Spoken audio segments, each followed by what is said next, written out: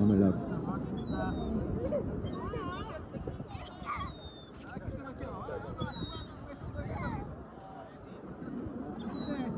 What?